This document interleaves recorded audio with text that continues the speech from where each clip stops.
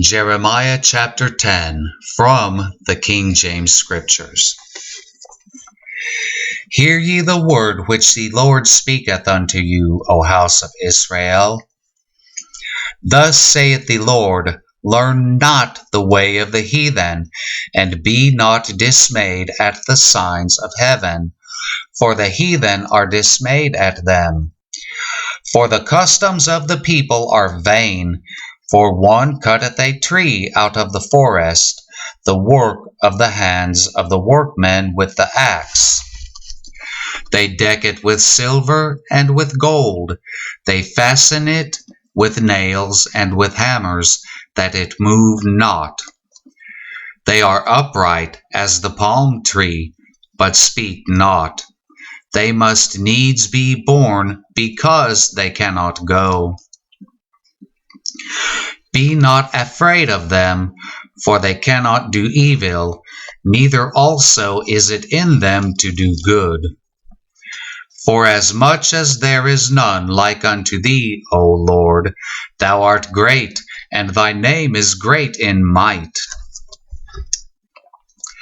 Who would not fear thee, O King of nations? For to thee doth it appertain, for as much as among all the wise men of the nations, and in all their kingdoms, there is none like unto thee. But they are altogether brutish and foolish. The stalk is a doctrine of vanities. Silver spread into plates is brought from Tarshish, and gold from Uphaz, the work of the workman, and of the hands of the founder. Blue and purple is their clothing. They are all the work of cunning men. But the Lord is the true God. He is the living God, and an everlasting King. At his wrath the earth shall tremble, and the nations shall not be able to abide his indignation. Thus shall ye say unto them, the gods that have not made the heavens and the earth, even they shall perish from the earth and from under the heavens. He hath made the earth by his power, he hath established the world by his wisdom, and hath stretched out the heavens by his discretion. When he uttereth his voice, there is a multitude of waters in the heavens, and he causeth the vapors to ascend from the ends of the earth. He maketh lightnings with rain, and bringeth forth the wind out of his treasures. Every man is brutish in his knowledge. Every founder is confounded by the graven image. For his molten image is falsehood, and there is no breath in them. They are vanity and the work of errors. In the time of their visitation they shall perish. The portion of Jacob is not like them, for he is the former of all things, and Israel is the rod of his inheritance. The Lord of hosts is his name. Gather up thy wares out of the land, O inhabitant of the fortress.